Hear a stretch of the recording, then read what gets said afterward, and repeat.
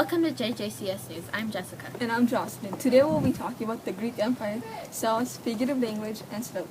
Also about orchestra, art, and nutrition facts. Now to Carolina for the humanities. Jocelyn. And in the middle of the year, we learned about the Greek Empire. Before we learned about Greece, we learned about the different types of government. Greece was the very first democracy. A democracy is a government where citizens can vote. In Greece, only the male citizens could vote. Most of the women couldn't go to school and had to stay home. We also saw how much land Alexander the Great conquered. The Greeks affected our lives because they created many things that we use today. The Greek Empire gathered land by conquering small cities. They lost control because the empire got so big and it didn't. Why do you think the Greek Empire was so successful? The Greek Empire was successful because of its first organized government. I don't think any. Why do you think the Greek Empire was so successful? I think the Greek Empire was so successful because they had a lot of money to reproduce crops. Thank you, Caroline. Towards the beginning of the school year, we learned how cells make up all sorts of life. We learned the different parts of the cell, like the mitochondria, the Golgi body, and most importantly, the nucleus, which is also known as the brain of the cell. The difference between an animal and plant cell is that the plant cell has more organelles. Those are the cell wall and the chloroplast. Did you know that the cells come from pre-existing cells? No, I didn't! Important because it shows what we are made In the year, we learned about figurative language. Figurative language is a device used to make writing more interesting and engaging. Figurative language includes metaphors, similes, onomatopoeias, hyperboles, alliteration, and personification. One of the most confusing figurative language devices is hyperbole. A hyperbole is an exaggeration. For example, "You could have killed me!" An onomatopoeia is a sound effect. Figurative language affects our world because it can be anywhere. Why do you think figurative language is so important? I think figurative language is important because it makes your writing sound better, it has more things, onomatopoeias, similes, metaphors, and all those type of figurative language adds spiciness to your reading, and it just makes your reading piece better in general.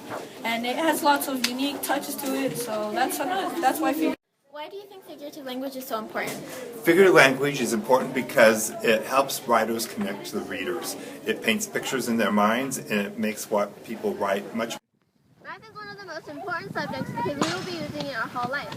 In math this year we learned about slope. Slope is when a line is at an incline or decline. Slope can be found all over our world in form of mountains or hills. Slope can be solved by using rise over run. Y equals mx plus b. Y equals mx plus b is another way to solve slope.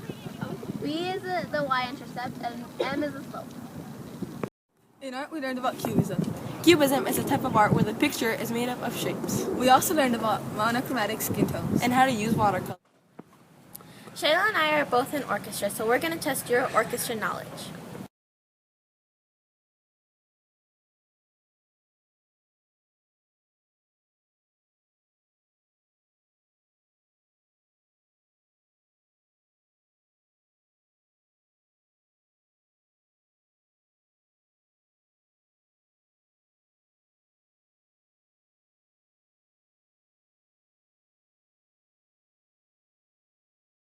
I find cooking to be quite appealing, but I do not know how to talk about it. Aren't you glad I do? In Nutrient, we learned about nutrition facts.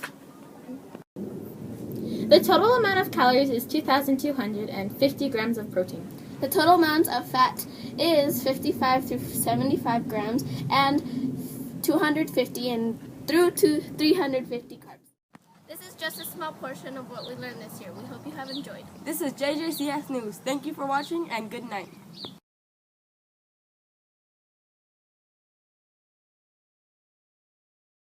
Why do you think the Greek Empire was so... I literally forgot. You copycat. JCS News. Thank you and good night. Oh wait.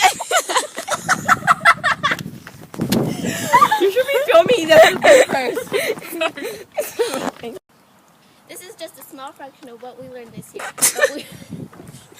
Shayla.